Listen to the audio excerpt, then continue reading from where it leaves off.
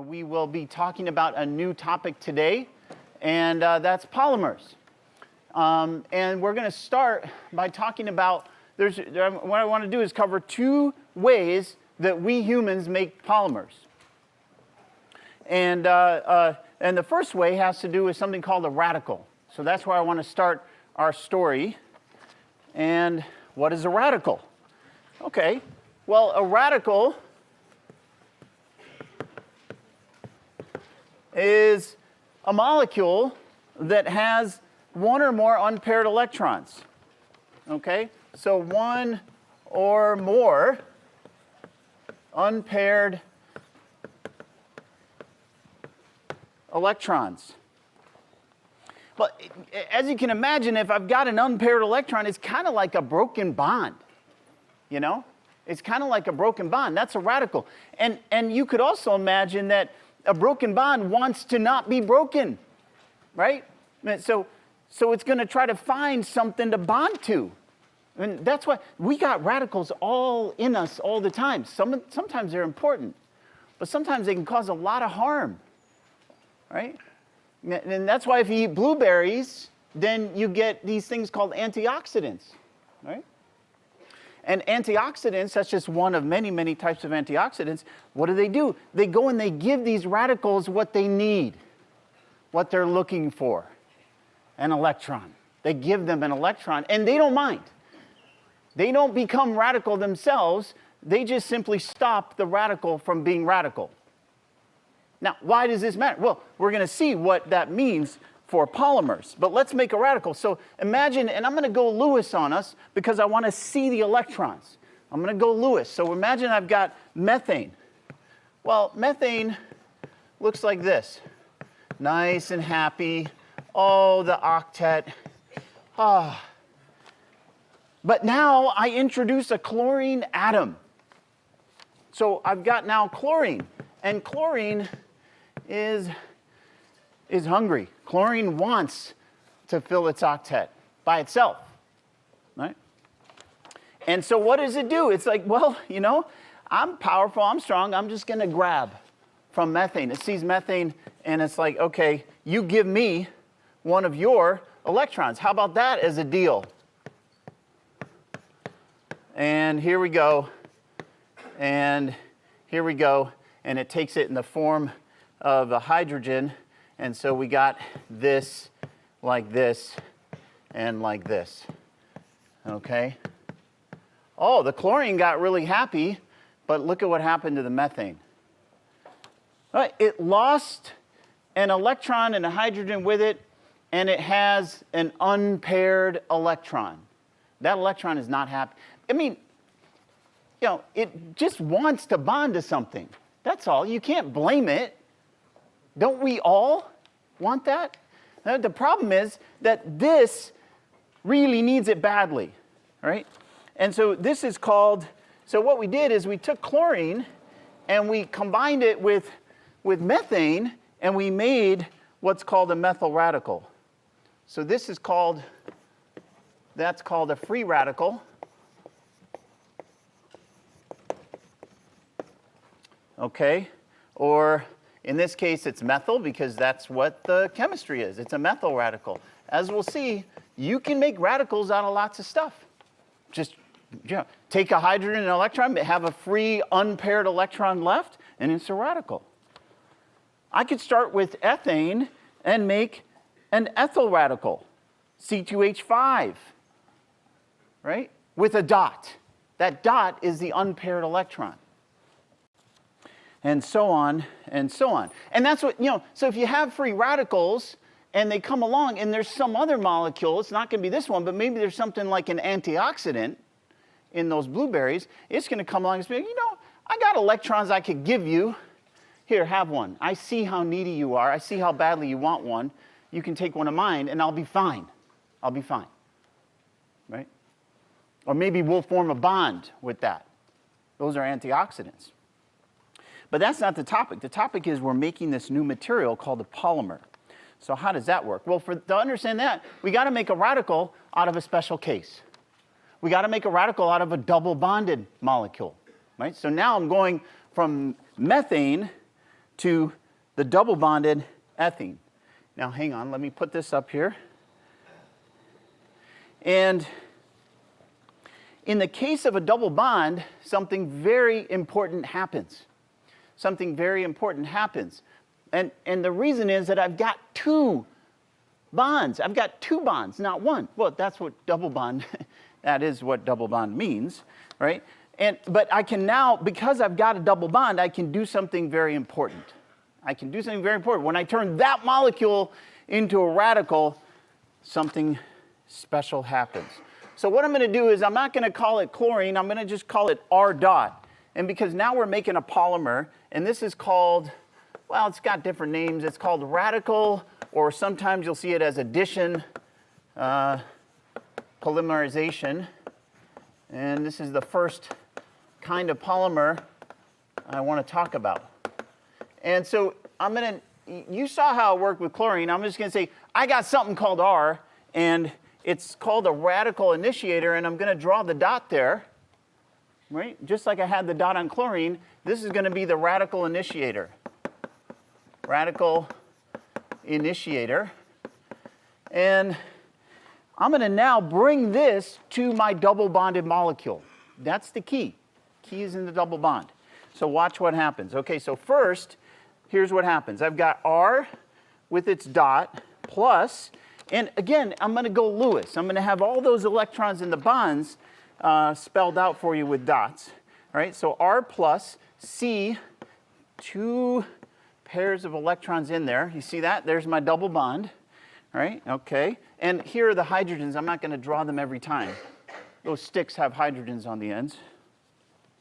Okay, but now, see, watch what happens. So now, this radical, like the chlorine, it sees this electron, and it says, aha, I can take you. I can take you. Now, this, and I will be happy if I take this, and this double bonded molecule can't really stop it from happening. So the radical now can bond to the carbon over here, right? It's got these two. Those are those two hydrogens that were there. Yeah, but now watch what happens. Now I've got here, here, here, and then I've got this, and I've got this. But now this is a radical, because this has an unpaired electron. This has an unpaired electron. And so often what we'll do is we'll write this, you know, we'll often just write it. I'm just going to rewrite it just because then it gets us in the mood for what's going to happen next as a single bond with the two hydrogens and the radical sitting there. I just took this unpaired electron and put it out in the end there. And that's a radical again. And I haven't broken the bond. That's the key. The double bond allowed a radical to come in, take an electron, make a new radical out of the whole thing, and remain stable. That's what the double bond gave me, right? So if I go to step 2, what happens?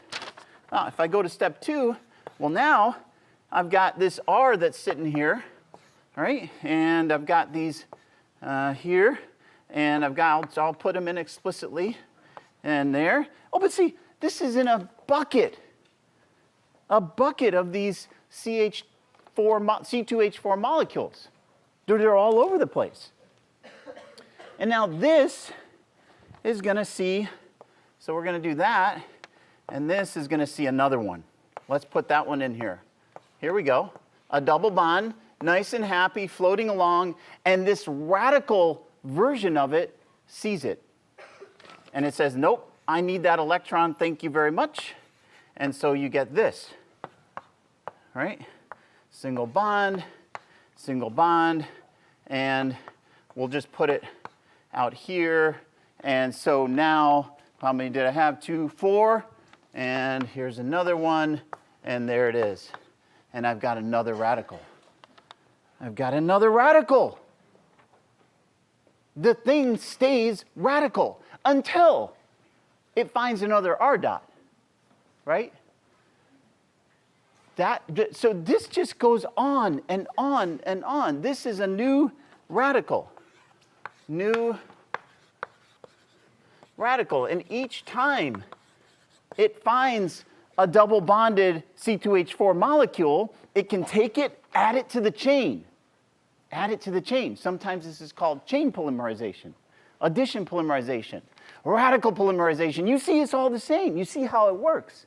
Because I'm making a chain, and I keep on adding the same building block, the same molecule. That's really important, right?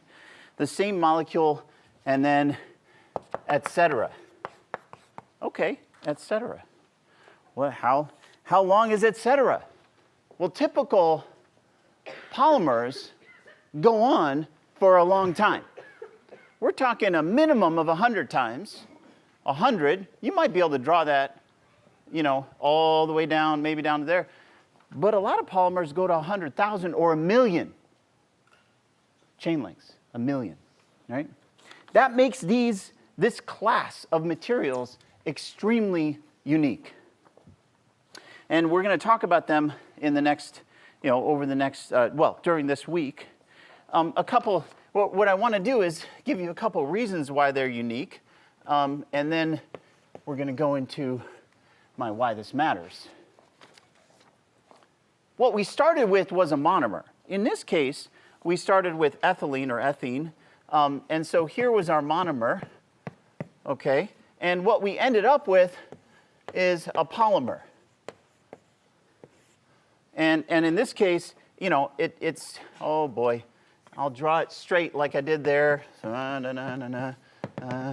Okay, here we go. This is the polymer, okay? But see, I don't want to write, 100,000 carbon letters on my page. You can't blame polymer chemists for that. And so what we do is we have a notation where if this was the monomer, one, poly, many, mer, C2H4. Okay? Then what you do is you take the monomer and you write it in a special way to show that it's become a polymer. And you put the monomer inside, right? Inside, oh, let's just write those hydrogens explicitly. Why not? Okay. There they are. They were there too. Okay? And then, okay, but now what you do is you put a parenthesis, and then to show that it's a polymer, this bond comes out the edge. Right? And that shows I had this monomer. Now notice, this is the same as a monomer, but a single bond. Why? Because that double bond, to keep on making it radical, I changed them all into single bonds. Each time I made the chain longer. Right? So this, and then we put an N, because it could repeat N times. And that's a polymer. So the chain bonds are sticking out of the edges like that of the parentheses. Yeah, polymer chemists aren't as, the crystallographers you don't want to upset. Polymer chemists are fine. So, if you put brackets there, yeah, they're okay with it. It's not so bad. Parentheses, brackets. The main thing is those bonds that are polymerizing, those bonds that are forming the chain have to come out of the parentheses, and then the little N there is how many times. Okay, so a couple of things we can talk about, right? So, polymer, monomer. Well, a couple of things. So the molecular weight is going to be high. It's going to be typically, and again, thousands of grams per mole. Because it's a mole of the molecule. This is a molecule. This is a molecule. It's just a very, very long chain molecule. And so polymer people and bio people, they like using Daltons. 1 Dalton equals 1 gram per mole. Why switch to Daltons? I don't know. But it's just a unit thing. So don't get confused. A Dalton is a gram per mole. A kilodalton is 1,000 grams per mole. Right? Okay. So, we can say like a DA.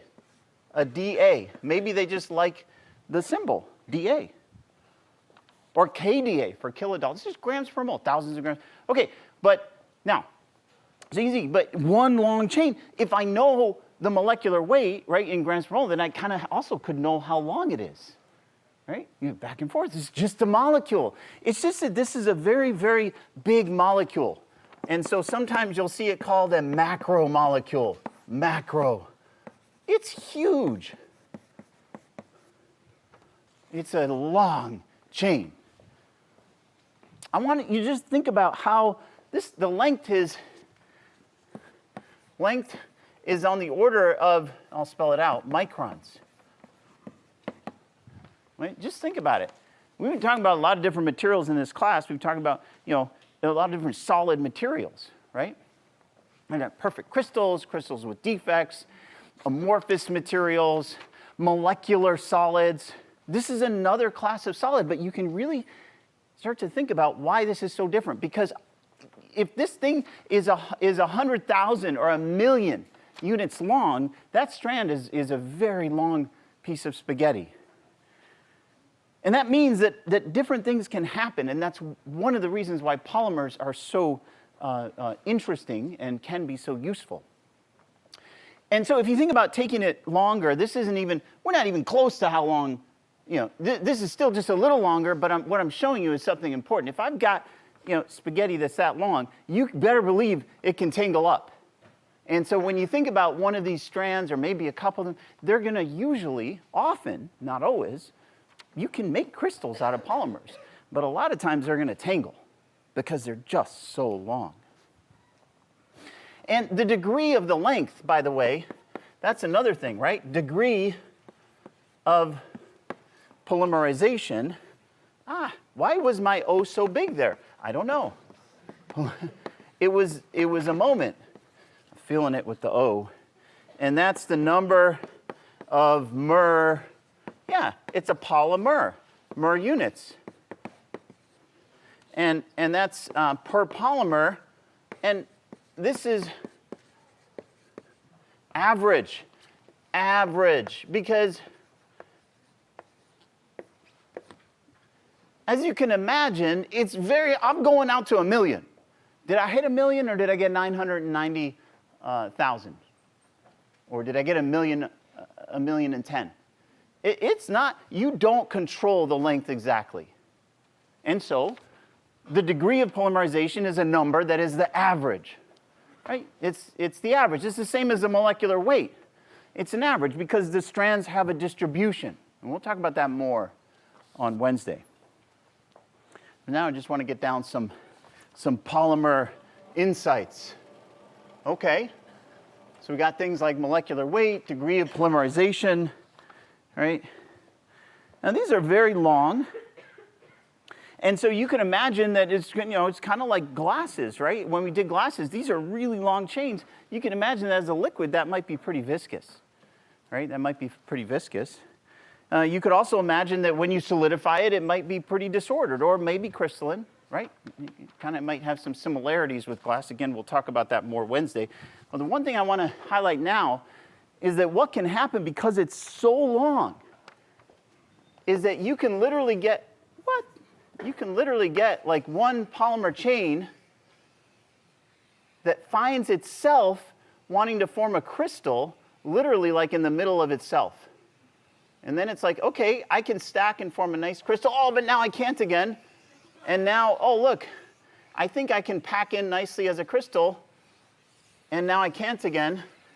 And it just goes, I'm really enjoying this. I could just keep going.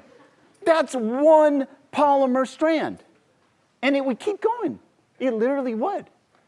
Because it's like 100,000 units long. So you can imagine that polymers, just one strand of a polymer can be incredibly complicated because it might have some regions that are crystalline and some that are amorphous. And by the way, we know that the crystalline region will be very different, right? This is going to have the lowest volume per mole. So maybe this will be the hardest. Maybe it'll be the most brittle, right? So that does it crystallize? Does it not? That's going to be something that's very important. How much of it crystallizes? Right? Yeah, a micron, by the way, the length is also important. That's like visible light, wavelength. Right? So optical properties will depend on these things. Right? And so what you have is this this new form of matter that we have in the last 50 years engineered and understood more and more how to control.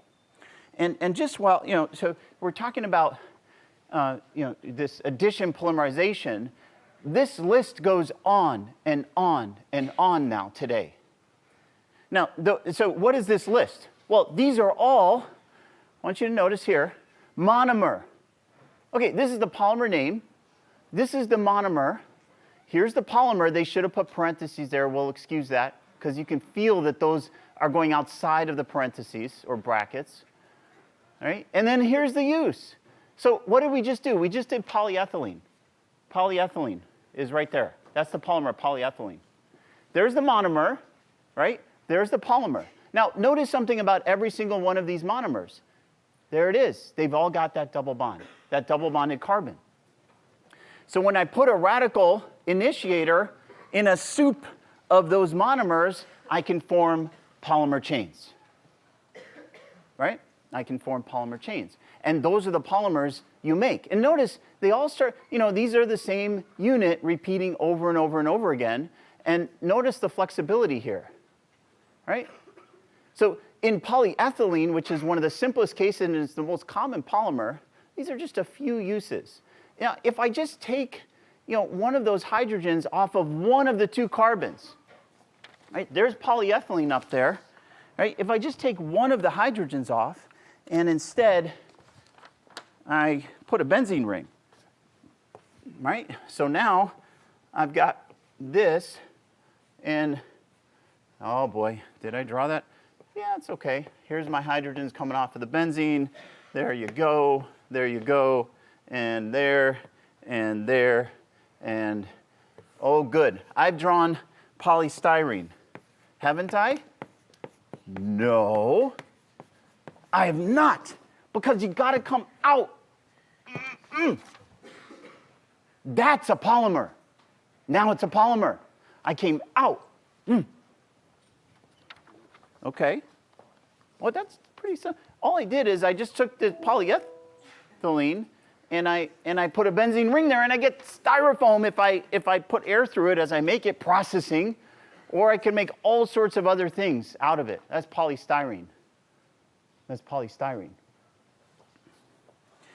This is why polymers have become such an incredibly important and enormous part of our lives, because you can see, if I just change the monomer, I just change one thing in one molecule and then get a bucket of those, I might completely change the solid that comes out of it. But all sorts of things are going to change. You can imagine that just the way the chain folds up on itself like that, maybe the way the chain comes and talks to another chain, or maybe a part of itself. When I say talk and I'm talking about chemistry, I mean bond. Is it van der Waals?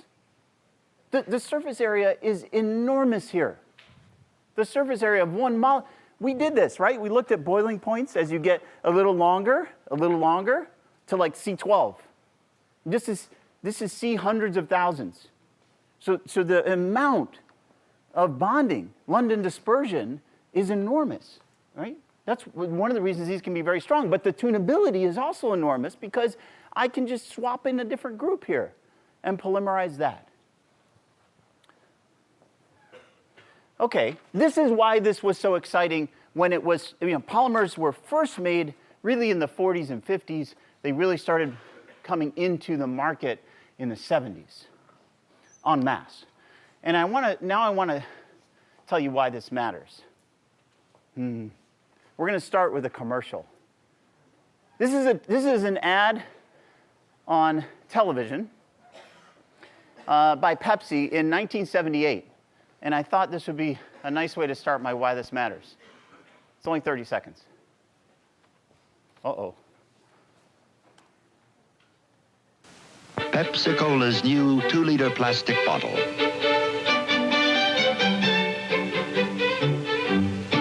It's tough.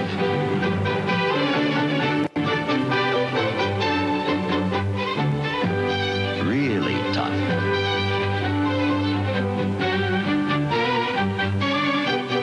And besides being tough, tough. Pepsi-Cola's new 2-liter plastic bottle is 25% lighter than glass. It's tough and light.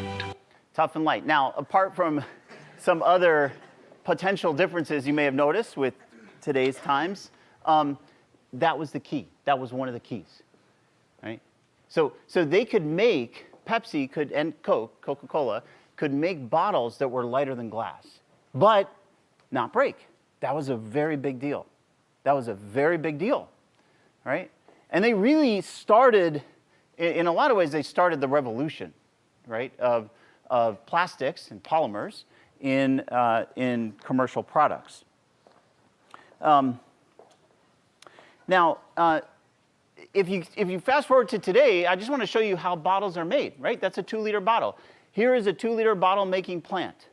And I think it's always interesting to see how what you're buying is actually made, right? So here's just a little short video. Harden almost instantly, thanks to a built-in cooling system. These preforms are now on their way to becoming single-serving juice bottles.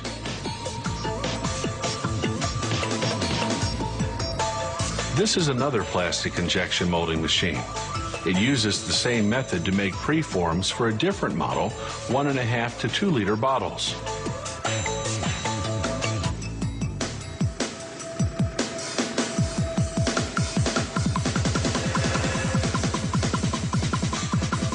The preform's next stop is a machine called a reheat stretch blow molder. In a matter of seconds, it heats each preform just enough to make the plastic malleable. Then inserts a rod to stretch the preform lengthwise, while at the same time blowing in air at extremely high pressure. This forces the preform into a bottle-shaped mold. Cold water circulates within the mold to cool. Okay, so the reason I want to show you this is just that it just gives you a sense of the pace. The pace. Now, the pace is connected to the material and the chemistry, and it's things that you already know, right? When we did stress strain curves, one of the whole regions of it is called plastic deformation. These are plastics. So one of the big advantages of these things is you can make like a small mold like you do first, and then that can be doled out into different processes, and in a matter of less than a second, with a little heat, a little pressure, it can be made into any bottle you want. And then the next one and the next one. Okay, well, let's see. We buy, I'm going to write a couple of things here. Let's see, we buy, as humans, 1 million of those bottles, plastic bottles. Anybody want to give me a unit? Per minute. We buy 1 million globally per minute. Now, yeah, and the thing is, if you're talking about plastic bottles, 91% of them are not recycled. 91% of them are not recycled. And so why this matters, you know, it's going to turn a little dark right now. Because the thing is, if you compare with what nature does, you know, these are nature's polymers, and I will talk about them on Friday a little bit more. And you can say, well, nature's had millions of years to work on this. Sure. Nature is the world's greatest polymer engineer. We are all polymers. We are all polymers, right? Of different types. Amino acids, sugars, cellulose, right? Keratin. Nature does this in so many ways. And of course, by definition, these are biodegradable. Right? Now, that's what nature makes. Here's what we make. Now, these are, this is a beach. That's a coastline, right? And there's a lot of places where you can get some data. I like Our World in Data. You guys can take a look at that and many other resources. Here's a beach. Here is a guy. It's hard to see, but he's actually in a boat. That's a boat, right? So that's all water. And of course, then there's you know, a lot of information on lately on things like how much of this stuff animals are eating, and there's also a lot of pictures that are sometimes difficult to see where animals get stuck in a piece of plastic, for example, and that can lead to death or deformity, as in this case. And so, the thing is that we have to think very carefully about what we're doing. And we have not done that with regard to polymers. We have not done that at all. Right? And just to give you a couple more numbers, right? Here's a chart. This is how polymers are used today. Packaging is 40%. 40% of plastic produced today is in packaging. And the thing is, 40% of the plastics are used only once and then thrown away. We all know that. We drink a bottle of plastic, a bottle of water out of plastic, or all the way back to the 70s, right? The Pepsi and the Coke, and we throw it away. But the thing is that most of that winds up in the oceans, and it takes about 500 years to decompose. So let's see, a couple more numbers. So first of all, only 7% of all plastic is recycled. Now,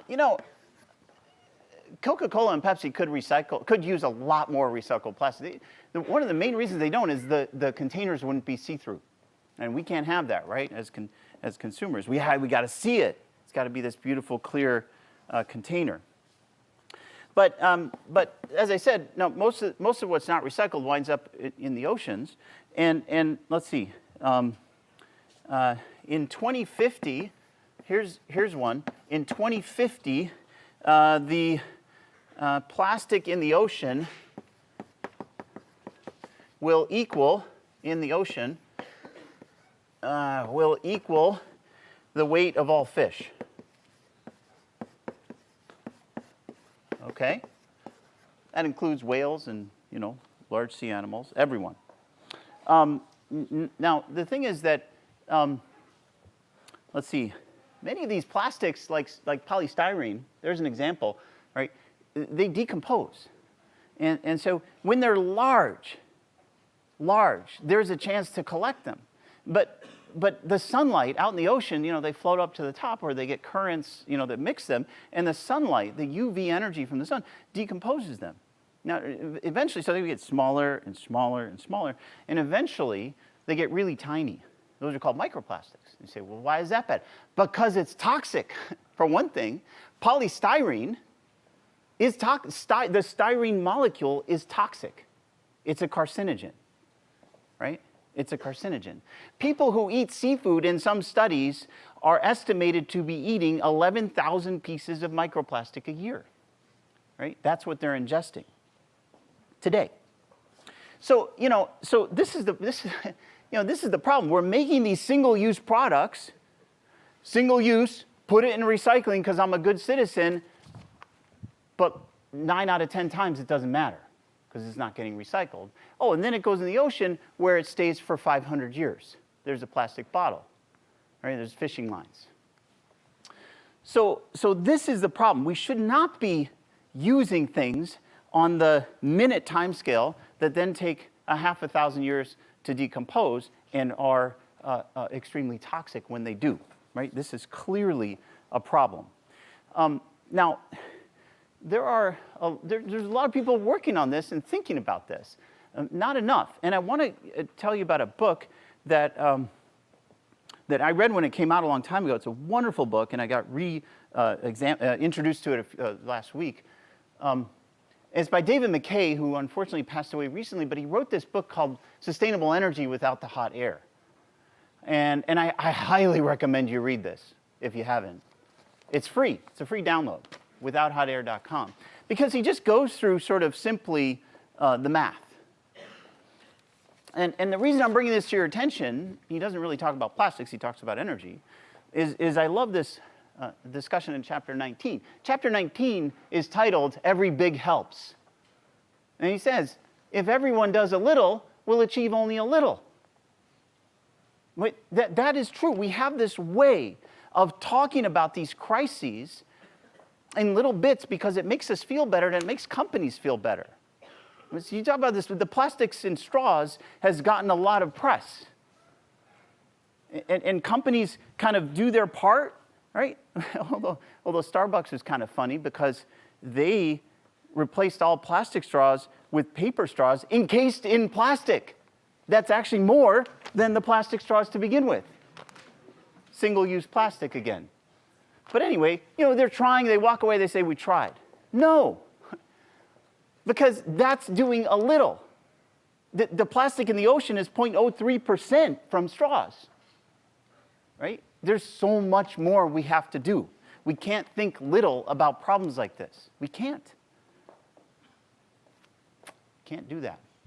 Now, there are some big projects. This is one that's gotten some attention. This is called ocean cleanup. Now, they've gotten a lot of attention. They've got these rigs out there that could collect some of this plastic in the ocean.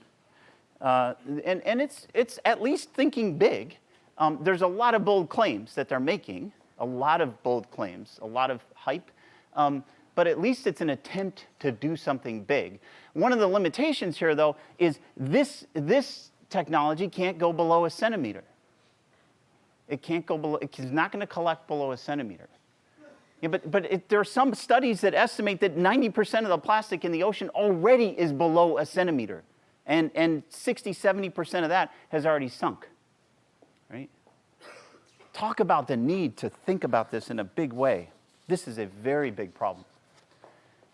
And I hope that more and more people get excited about trying to tackle it in big ways, not little ways. Okay.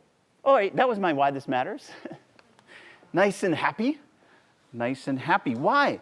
Because we're going to solve these problems. That's why. We have to. We have no choice. I mentioned there were two ways to make plastics that I want to talk about. I want to talk about the second way now. So the first way is called radical polymerization because I take one mer and then I make it into a really long chain. The second way, and that right there is nylon, by the way. Nylon can't be made that way. Nylon can't be made that way. And here's the reason. Because in the second way of making polymers, we take two different types of mers. And this way is called condensation polymerization.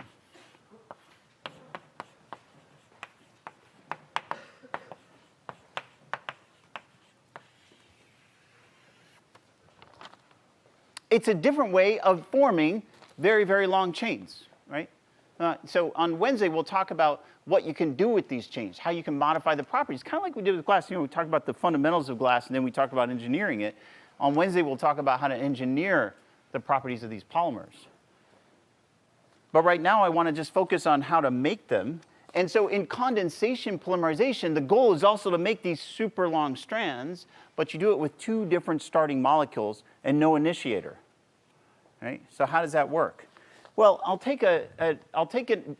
to nylon in a sec, but first let's just take something called the dicarboxylic acid, and what I'm going to do is I'm going to leave a box inside, and I'm going to say that could be something, right? That could be something, but I know that on that something, I've got this. I've got a carbon, oxygen, and hydrogen, and on this side, I've got the same thing. Okay. OH. All right, so I've got the same thing on both sides. That's a dicarboxylic acid. It's carboxylic acid. Okay. Now, on this side, I'm going to have another mer, and it's going to be different. And this one, I'm also going to have a box. And over here, gesundheit, I've got NH2, and over here, I've got NH2. And H2. Emphasizing the N is what's connected to the box there. That's why I drew it that way. And that's called an amine. This is an amine, and this is called a diamine. So this is a diamine dicarboxylic acid. All right? And what happens is when those two molecules, so the box can be anything. The box can be whatever for now. But if it's got those ends to it, if it's got the carboxylic acid and the amine, right? So on the one hand, the molecule's got these groups on the end, and on the other hand, it's got these, then what happens when I put them in solution together? Well, what happens is these two pieces react. These two pieces react. And so what you get is, let's see, you get C. Here's my box there. Okay, there's the O down there. And let's see, okay, oh, now here's the carbon on this side. Oh boy, I'm going to run out of room and I don't want to. So I'm going to move over here and recycle these boards so that I can draw it nice and big. Okay, so now what happens? Okay, so these are reacting.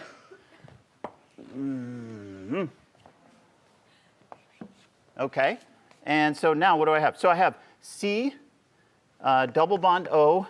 Okay, there's my carboxylic acid. There's the box from the left-hand molecule, the one on the left there. Here's another C, double bond O. But look at what's happened. I've formed a carbon-nitrogen link. Okay, we'll talk about that in a second. And then here's another box that came from the amine. And this is NH. Okay, and then there'd be like another H there. And there'd be another H, yes, another OH here. Okay, right? Yeah, NH2. So I got that back. Now what's happened? What's happened is I've made water. I've made water, plus I've connected these two molecules together. Right? So if I want to be complete about it, I got to add a water molecule because that's what happened in the middle here. The OH group saw the H on the NH2 group and it said, hey, I want to make water. Can I do that? And then the carbon and the nitrogen were like, you know what? Let me check it out internally. Let me check out my Lewis structure. And it's like, yeah, you can take the OH and the H and make water because then we could connect and form this bond here. And that bond is called an amide link. That's that kind. And so I formed a kind of bond between these two molecules that's a covalent bond. And this polymer is a class of polymers called polyamide. Because you can see now, okay, I've given off some water, condensation polymerization. But I'm also now ready. I've got my carboxylic acid and my NH, my amine groups there, ready to go again. Right? So if this side finds another one of these, it can attach and react. And if this side finds another one of those, it can attach and react, and it keeps going and going and going. In much the same way. It's just now, instead of a radical, instead of initiating it by tearing an electron out, I simply have brought together two types of molecules that want to, in giving up water, react and form a bond. That's very powerful. It's very powerful because I can now, as I said, this can have whatever inside. So now, it's a different way of thinking about it, right? Before we had the mer, and I could make the mer whatever I want, just keep a double bond somewhere, and I can make a polymer. That's a lot of flexibility. Now, instead of keeping a double bond, just keep these amine and carboxylic acid groups there, and I can put anything inside the boxes that I want. Again, massive tunability. And one of the funnest things to do is a nylon rope pull. We couldn't do it. Apparently, it's a little dangerous. Nylon is when the box winds up having carbon chain in it, 6 carbon atoms. And when this has 6 carbon atoms and this has 6 carbon atoms, that's called nylon 6,6, which some of you may have seen, right? So you get nylon 6,6, or sometimes it's just called 66. It's 6 carbon atoms in the boxes. Well, you can imagine you can make 6,8, 4,6, You can play around. You can put lots of things in those boxes.